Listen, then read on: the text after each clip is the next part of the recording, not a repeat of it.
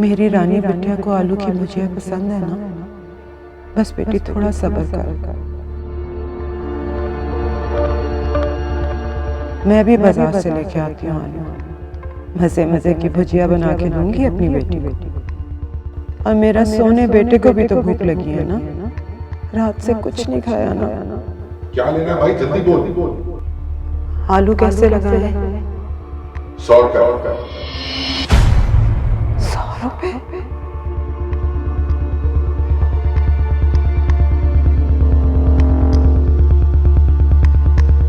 Baby तेरे हाथ पैर क्यों काम कर? इंसुलिन नहीं लगाई थी? मुक गई है? ठहर मैं भी लेकर आती हूँ बाजार से।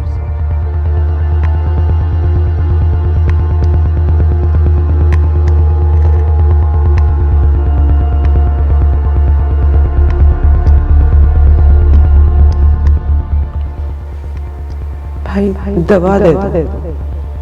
इतने पैसों की नहीं आती बाजी, दवाई और महंगी होगी।